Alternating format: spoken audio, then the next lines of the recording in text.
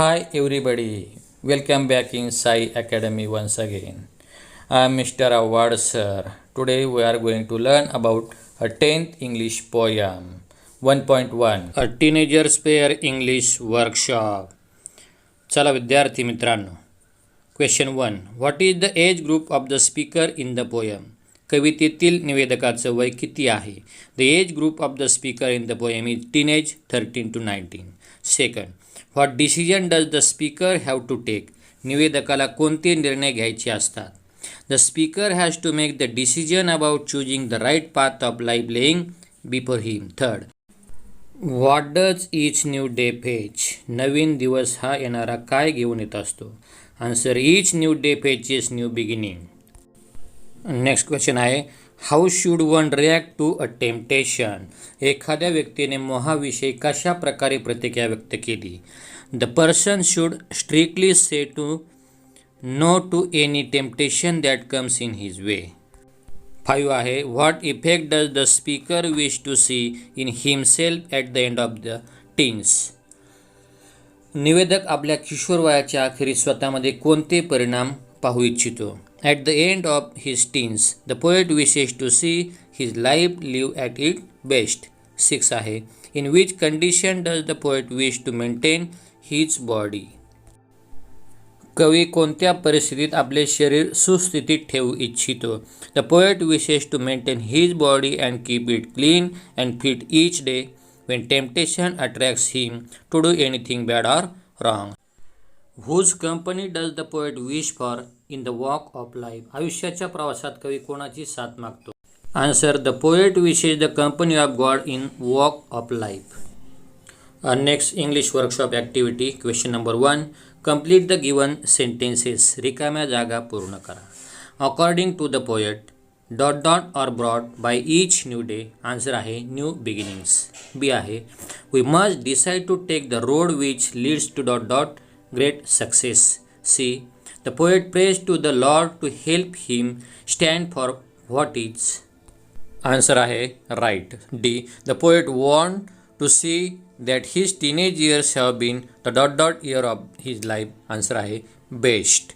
अशा प्रकारे complete given sentences. नंतर second, find and write the pairs of rhyming words from the poem. Make, take, success, distress, see me, way, day, see me. Third आहे, what is the rhyme scheme of the poem? Rhyme scheme आहे ABCB. पूर्ण कवितेची rhyme scheme ABCB याप्रमाणे असणार आहे.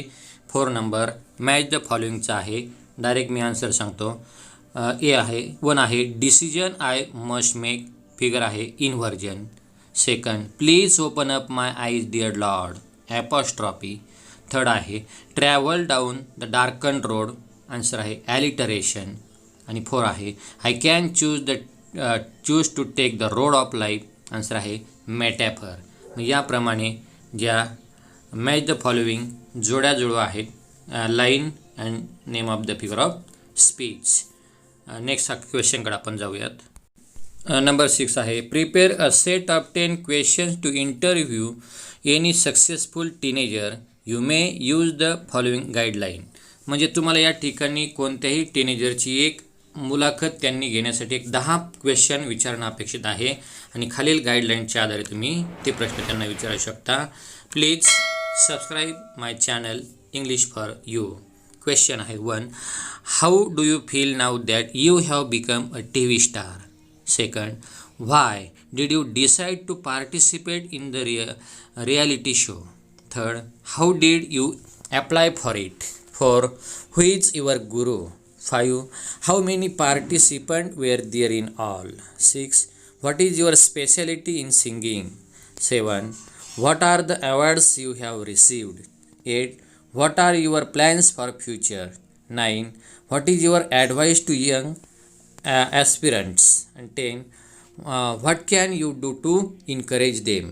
या पद्धतीने तुम्ही इतरही प्रश्न तुम्ही या ठिकाणी देऊ शकता ॲज युअर चॉईस.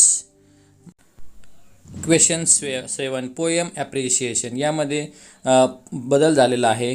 पहिला पॉईंट आहे टायटल म्हणजे शीर्षक, टीनेजर्स पेअर. सेकंड आहे पोएट, कवीचे नाव जे मोर्स. थर्ड पॉईंट आहे राईम स्कीम. कवितेची रायमिंग स्कीम काय आहे? ABCB ही या कवितेची रायमिंग स्कीम आहे. चौथा पॉईंट आपल्याला ड्रॉप झालेला आहे. पाचवा आहे थीम ऑर सेंट्रल आयडिया, मुख्य कवितेचा विषय. It is a prayer by a teenagers to God. Teenagers is very important age in every day's life as it decide the future. So teenager prays to the God to show him the right path and keep him away from bad things, temptation. He believes that God will help in his confusing age and show the way of success. Next 6 आहे figure of speech. कवितेमधील अलंकार. Alliteration. आणि example आहे travel down the darken road. The sound of D is repeated. म्हणजे D हा sound या ठिकाणी repeated झालेला आहे. नेक्स्ट फिगर आहे apostrophe. Example please open up my eyes dear lord. The poet talks directly to God. आणि next आहे inversion. तर अशा पद्धतीने आपण पोएम ॲप्रिशिएशन कवितेचं या ठिकाणी केलेलं आहे. Please like, share and subscribe my channel English for you. Thank you. Good bye.